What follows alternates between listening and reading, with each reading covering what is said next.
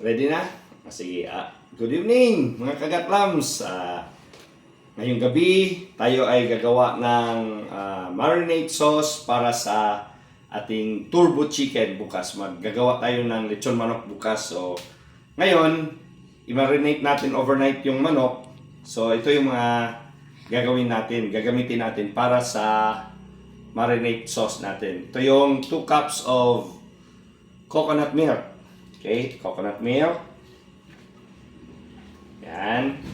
Tapos 1/2 cup of soy sauce. Tapos 1/2 cup calamansi juice or pwede rin pineapple. Tapos 1/4 cup sugar, brown sugar. And then 1 tablespoon black pepper powdered. And then ginger, 2 o 3 2 inches na size na ginger. Then patis, 1 tablespoon. And then 1 red onion. And then 8 bulbs of garlic. So kung napansin nyo, nilagay natin sa, ano tawag yun, Ibi? Blender. Blender. I-blend natin. Okay? I-blend natin. Okay, tapos sandali lang natin i-blend.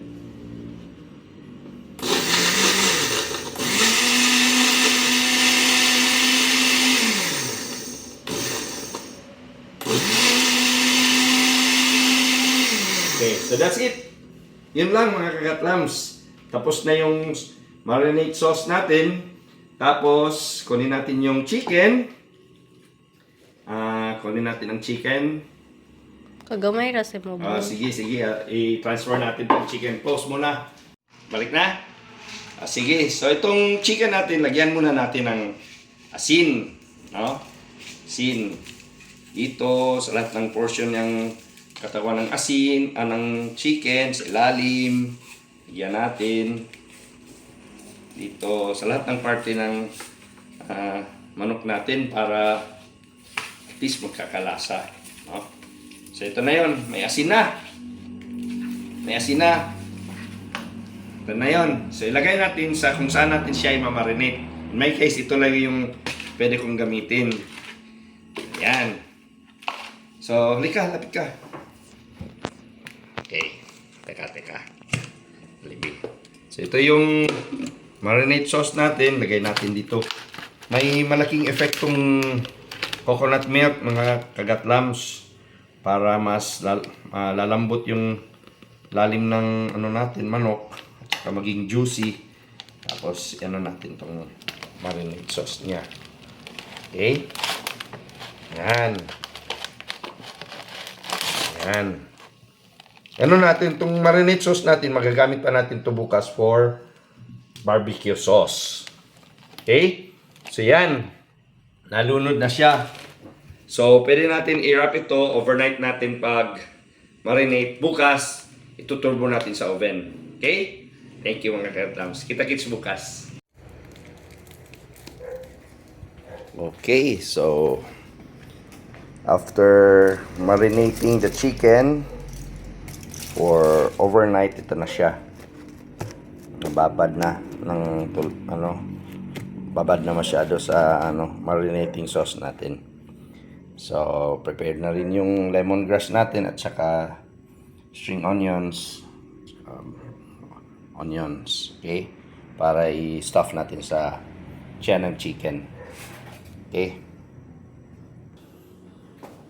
So, okay.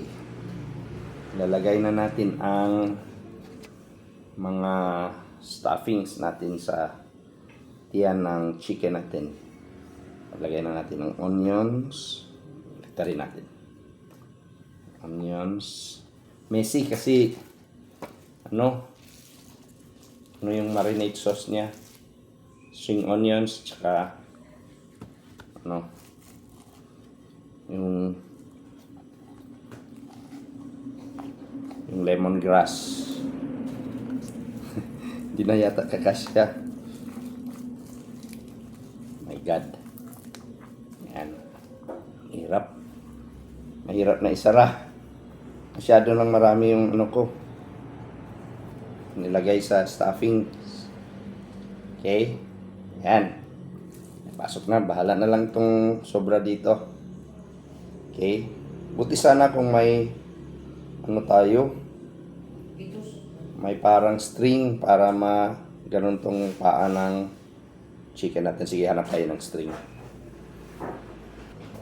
So, okay mga kagatlams, yung chicken natin na ano na natin dito sa parang barbecue stick niya. Okay? So, ilalagay na natin to doon sa oven. Okay? Nandito na sa ilalim yung mga stuffings tsaka mga lemongrass. Okay, itong sobrang ano niya, marinating sauce, gagamitin natin para sa sauce mamaya. Lulutuin din natin. Okay? Kung ako bayaran ako, 5K per hour. Nakagana kay cheese. Dili si sweet. Gamitan natin yun.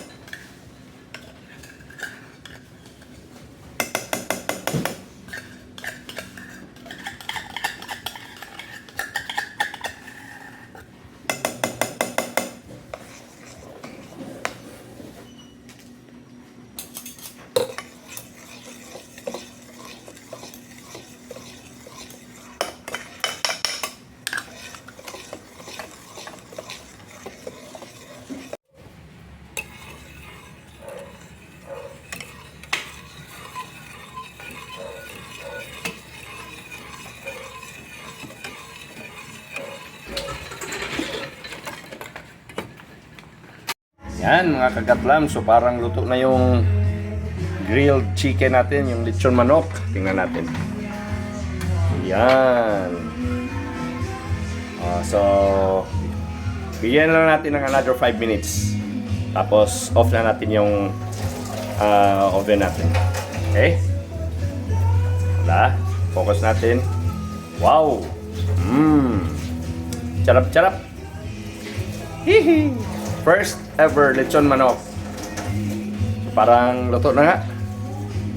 Another 5 minutes, tapos na tayo. Okay? Yan mga kagatlam. Salamat. Thank you for watching.